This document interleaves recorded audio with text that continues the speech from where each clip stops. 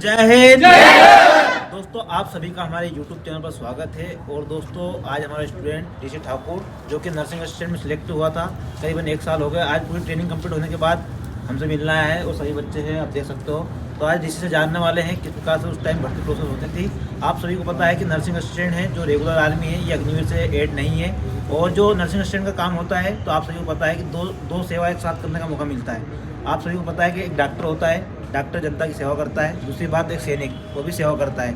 तो ऋषि का nursing assistant में हुआ है, जो कि डॉक्टर का एक पद है, नर्सिंग असिस्टेंट, वो इसको आर्मी के अंदर पद मिला है। तो आज ऋषि से बहुत सारी बात जानने वाले हैं। पहले तो ऋषि को बहुत बहुत बधाई और शुभकामनाएं हमारी तरफ से।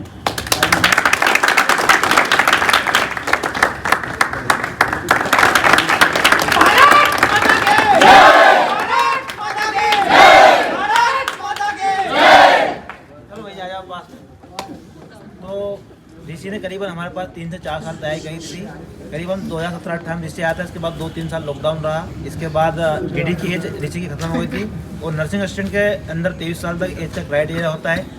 तो ऋषि ने करीबन 3 से 4 साल तैयारी करने के बाद भी ऋषि का परफॉर्मेंस नहीं आया था। पर रेगुलर मेहनत करने के बाद ऋषि जब प्रयास करता रहा, डिमोटिवेट नहीं हुआ और हमेशा मेहनत करता रहा। इसके बाद नर्सिंग असिस्टेंट की भर्ती छत्तीसगढ़ हुई थी और वहाँ करीबन 500 बच्चों का बैच बना था, जिसमें सबसे फर्स्ट हमारा तो ऋषि के अंदर बात। ऋषि का एक दिन फिजिकल हुआ, दूसरे दिन मेडिकल हुआ। इसके बाद करीबन 2 महीने बाद ऋषि का पेपर हुआ था। और पेपर का जब रिजल्ट आया तो करीबन कितनी पोस्ट थी ऋषि नर्सिंग अंदर? उसमें पूरा all India 1722 all India post थी। और मध्य प्रदेश और छत्तीसगढ़ के 206 पोस्ट थी। उसमें भोपाल में 46 भोपाल यारो 46 पोस्ट थी, जिसमें ऋषि का फाइनल सिलेक्शन हुआ। तो आज ऋषि से जानने वाले ऋषि को जो ट्रेनिंग का जो प्रोसेस थी, ट्रेनिंग में क्या क्या हुआ, किस प्रकार से भर्ती प्रोसेस में सिलेक्ट हुए, क्या अपना संघर्ष रहा, तो वो सारी चीज़ें आपको साथ शेयर करने वाले हैं। देखो, जय हिंद साथियों, मेरा नाम है ऋषि राज ठाकुर। मैं आष्टा के सीहोर जिले का रहने वाला हूँ।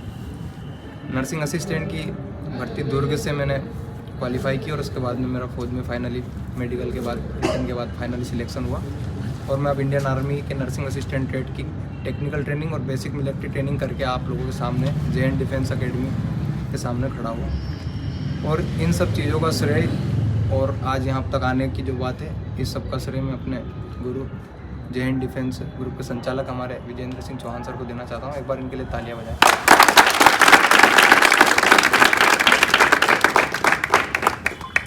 तो दोस्तों, ऋषि ने करीबन 3 से 4 साल तैयारी करी थी। तो जब तैयारी करा तो उस टाइम तुम्हारे पैर में बहुत सारी दिक्कतें थी। जब तक मतलब परफॉर्मेंस इनका कभी भी आया नहीं, ट्रायल में टाइमिंग 6 मिनट से पहले कभी नहीं थी। और जब छत्तीसगढ़ में दुर्ग में भर्ती हुई थी, उस टाइम शायद 5 मिनट 5-2 सेकंड में मार दी थी। तो उस टाइम क्या क्या दिक्कतों का सामना झेलना पड़ा था? देखो, चीज़ें ऐसी होती है कि जब आप कुछ चीज़ें करने लगते हो तो परेशानी तो आएगी। ऐसा तो हो ही नहीं सकता, ऐसा कोई सा काम नहीं है कि आप बिना परेशानी के काम में सक्सेस हो जाए। तो काम में परेशानी तो आएगी। मेहनत, हम बोलते हैं कि हम मेहनत कर रहे, परफॉर्मेंस नहीं आ रहा, ठीक है, मेहनत हर कोई करता है। ऐसा कोई सिंगल बंदा नहीं है जो यहाँ पे मेहनत, यहाँ पर सिलेक्शन मिलता नहीं है, छीनना पड़ता है सिलेक्शन, छीनना पड़ता है, अपनी जगह बनानी पड़ती है। जगह नहीं मिलती दुनिया में, अपने को जमाना पड़ता है, अपनी जगह को पेड़ जमाना पड़ता है यहाँ पर। तो चीज़ें ऐसी होती है, लोग बोलते हैं कि हमारे मेहनत करने के बाद परफॉर्मेंस नहीं आ रहा है, ठीक है। मैंने भी मेहनत की, परफॉर्मेंस नहीं आया, लेकिन कभी भी रिग्रेट नहीं किया।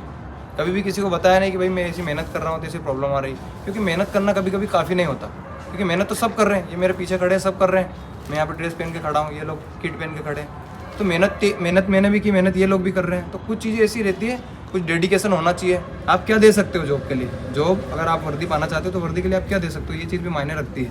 जब आपके दिमाग में 24 घंटे एक ही चीज़ घूमने लग जाएगी कि मेरे को बस वर्दी चाहिए, इसके अलावा कुछ नहीं चाहिए, तो चीज़ें ऑटोमेटिक आपके फेवर में आने लगती, प्रकृति उस हिसाब से काम करने लगती, कल्चर आप उसी तरफ से काम करने लगता है और सिलेक्शन कहीं ना कहीं मिल जाता है आदमी को।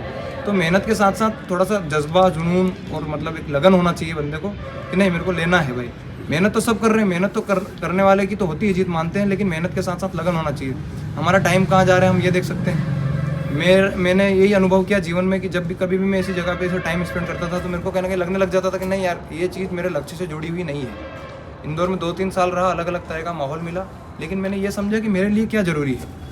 मेरा सिलेक्शन होने के बाद मेरे दोस्तों ने कहा कि भाई ये धमाका कैसे कर दिया। तो ऐसा धमाका करने के लिए पहले 2-3 साल अपने आप को आपको शांत रखना पड़ेगा, कमरे में बंद करके रखना पड़ेगा, पढ़ना पड़ेगा, दबा के मेहनत करनी पड़ेगी, तब जाके कुछ हो सकता है विस्फोट। तो पहले शांति से मेहनत करो, उसके बाद धमाका अपने आप होगा। सफलता तो शोर मचाती है। बस यही कहना चाहूँगा। ऋषि की काफ़ी मेहनत रही पर परफॉर्मेंस नहीं आया था, पर मेहनत अपनी कंटिन्यू करते रहा। कभी भी आप रिजल्ट का इंतजार ना करें। यदि आप मेहनत कर रहे हैं तो रिजल्ट आपका हमेशा पॉजिटिव आएगा। तो कभी भी जैसे आप रिजल्ट की मतलब किसी भी चीज़ की तैयारी कर रहे हैं, जैसे फिजिकल के दौरान दिक्कत आती है या आपका मेहनत कर रहे हो और परफॉर्मेंस नहीं आ रहा, तो आपको हार नहीं मानना चाहिए। आप मेहनत कर रहे हो तो रिजल्ट भी एक दिन पॉजिटिव आएगा। तो दोस्तों, यदि आपको भी सिलेक्शन चाहिए तो आपको मेहनत करना पड़ेगी। मेहनत के अलावा कोई शॉर्टकट तरीका नहीं है। तो आप देख सकते हो मेहनत के बाद ऋषि आज वर्दी में फाइनल आपके सामने खड़ा है। तो आज की वीडियो में इतना ही। वीडियो अच्छा लगा तो वीडियो को लाइक करें, चैनल पर नजर सब्सक्राइब करें। तो मिलते हैं वीडियो के साथ, तब तक के लिए जय हिंद।